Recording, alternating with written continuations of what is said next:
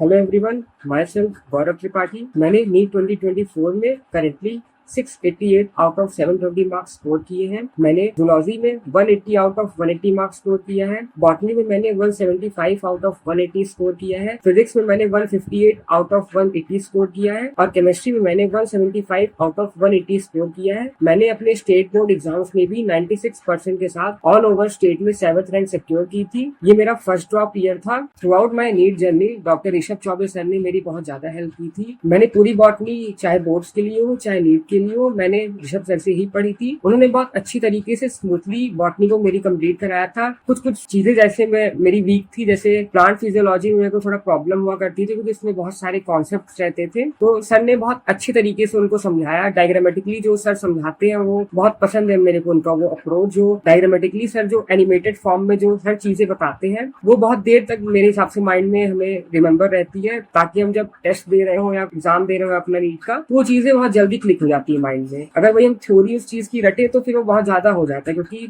अपने आप में ही बहुत ज्यादा सिलेबस है। तो इस तरह से इस अप्रोच ने सर के मेरे को बहुत ज्यादा हेल्प की कि मेरे कॉन्सेप्ट भी बहुत ज्यादा स्ट्रांग हो गए और मैं उनको भूल भी नहीं रहा था। और साथ ही साथ अगर नोट्स की बात की जाए तो जो ऋषभ सर के नोट्स थे वो बहुत ज्यादा कॉन्सेप्चुअल है और मतलब उनमें हर एक एनसीईआरटी की इन डेप्थ लाइन कवर है। मतलब उसमें एनसीईआरटी की लाइंस भी कवर है और उसका मतलब भी कवर है। तो उस नोट्स को रिवाइज करना बहुत आसान हो जाता था फिर, क्योंकि उसमें हर एक चीज कवर है और आप उसको जल्दी जल्दी रिवाइज भी कर सकते हैं। और उसके बाद अगर हम बात करें क्वेश्चंस की, तो जो सर क्वेश्चंस बनाते थे जो हमें डीपीपी के फॉर्म में प्रोवाइड करते थे या टेस्ट के फॉर्म में प्रोवाइड कराते थे, तो वो बहुत ज्यादा अच्छे क्वेश्चंस रहते थे। Totally NCERT based sir questions बनाते थे। मतलब इस तरह से बनाते थे कि ऐसा लगता था कि हाँ ये क्वेश्चंस आने की संभावना हो सकती है नीट में। मतलब उनके क्वेश्चन ऐसे रहते थे जो आपके कॉन्सेप्ट को चेक करते थे। अगर आपके कॉन्सेप्ट क्लियर है तो सर के क्वेश्चन आपसे बहुत अच्छे से बनेंगे। अगर आपके कॉन्सेप्ट क्लियर नहीं रहते थे तो फिर नहीं बनते थे सबके क्वेश्चन। और उसके साथ साथ पढ़ाई के साथ साथ सर ने एक गाइडेंस भी बहुत अच्छी दी जो हमें चाहिए थी throughout the NEET preparation की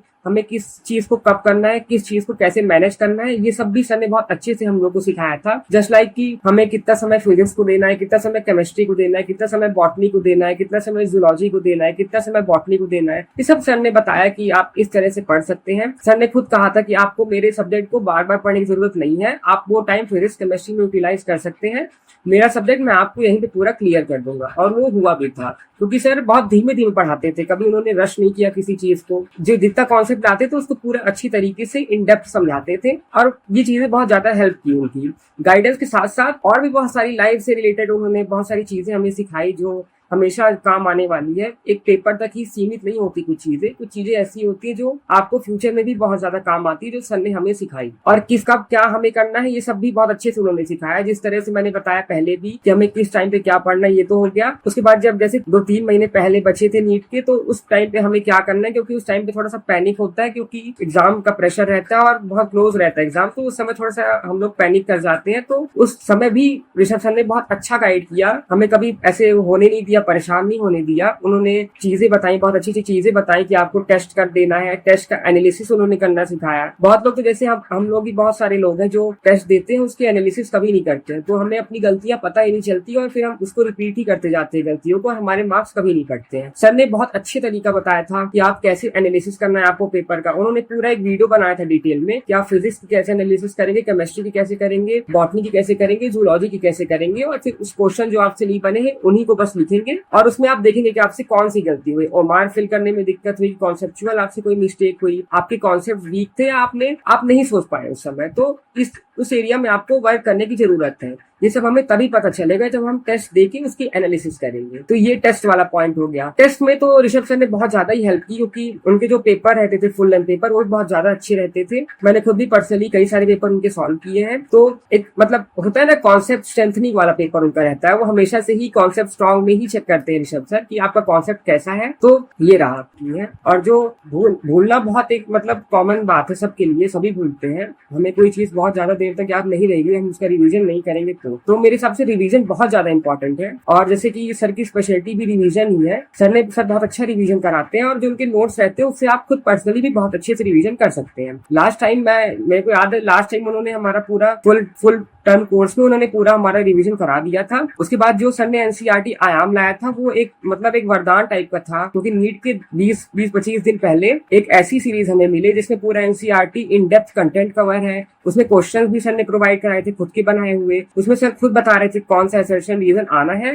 कौन सा नहीं आना है, और वैसे क्वेश्चन आपको दिखे भी थे नीट में, है ना। तो मतलब ये रहता है कि जो सर बताते हैं लगभग क्वेश्चन उसी के इर्द गिर्द ही घूमता है। मैंने कई सारे पेपर सॉल्व किए, मतलब बहुत जगह जगह अलग अलग जगह के पेपर मैंने सॉल्व किए हैं। मैंने बहुत सारे टेस्ट दिए थे इस बार। तो मैंने ये देखा उसमें से कि जो क्वेश्चन थे वो जो सर बताते थे कि हाँ यहाँ से AR क्वेश्चन बन सकता है, तो वहीं से ही जाता था क्वेश्चन। जैसे मैं शुरुआत में बात करूँ तो मेरे को असर्शन रीजन वाले में बहुत प्रॉब्लम होती थी और स्टेटमेंट बेस्ड वाले में थोड़ा मैं दिक्कत होती थी मुझे क्वेश्चंस में। तो मैंने सर से बात की थी तो उन्होंने बताया था कि आपको कॉन्सेप्ट्स आपके स्ट्रांग होंगे तभी आपसे ये क्वेश्चंस बनेंगे, और सर खुद पर्सनली ही हमें बता देते थे कहाँ से AR बनेगा, वहीं से बनता भी था। तो ऐसे बहुत ज्यादा प्रॉब्लम नहीं हुई बाद में। उसके बाद मैं रिवीजन की बात कर रहा था कि आप टाइम टू टाइम चीजों को रिवाइज करिए, वो चीजें आपको भूलेंगी ही।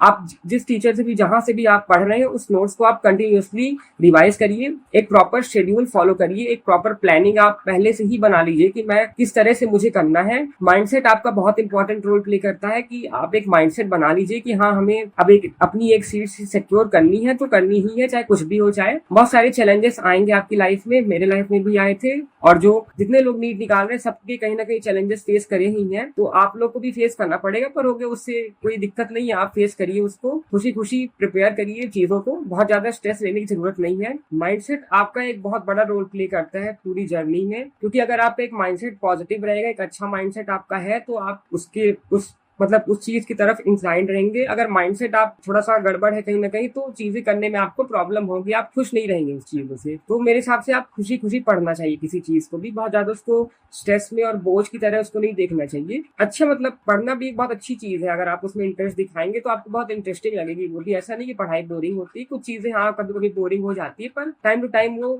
हमें इंटरेस्टिंग लगने लगती है फिर कहीं ना कहीं। और साथ ही साथ आप नोट्स अच्छे से बनाइए। नोट्स बनाना बहुत इंपॉर्टेंट होता है मेरे हिसाब से, क्योंकि वही है जो आप उसको आगे रिवाइज कर सकते हैं, उसी को आप रिवाइज करेंगे आगे, उसी से आप पूरा अपनी नीट की जर्नी में पूरी पढ़ाई आपको उसी से करनी है। जिस टीचर से भी आप पढ़ रहे हैं जो सब्जेक्ट है उसको आप पूरा नोट डाउन करिए, अच्छे नोट्स बनाइए। किसी के दूसरे के नोट्स लेने की जरूरत नहीं है, वो कभी काम नहीं आएंगे। जो आपके नोट्स रहते हैं वो आपके लिए बेस्ट है। आप अच्छे से नोट्स बनाइए ताकि आप उनको रिवाइज कर सके आप जब चाहे। तो अगर जैसे आप 2-4 महीने बाद भी किसी चीज को पढ़ रहे हैं तो आप उसका रिवीजन अच्छे तरीके से कर पाए। तो नीट एंड क्लीन नोट बहुत जरूरी होते हैं। टेस्ट देना बहुत इंपॉर्टेंट है, कभी टेस्ट से भागिए मत, चाहे कितने भी मार्क्स आपके आ रहे हो, आपके 100 नंबर आ रहे हैं, 200 नंबर आ रहे हैं, शुरुआत में 300 नंबर या कितने भी मार्क्स आ रहे हैं, कभी आप टेस्ट से भागिए मत। जो होगा आपको टेस्ट से ही मिलेगा कोई ना कोई फायदा, क्योंकि आप अगर थ्योरी कंटेंट आप पढ़ते जा रहे हैं तो वो चेक कैसे होगा कि आप सही पढ़ रहे हैं, आपके दिमाग में वो फिट बैठ रहा है, आपसे बनेगा उस पेपर में कि नहीं, वो टेस्ट ही डिसाइड करेगा। तो क्या होता है कि आप जब टेस्ट देते हैं कंटिन्यूअसली तो आपकी एक हैबिट भी बन जाती है वहां पे बैठने की,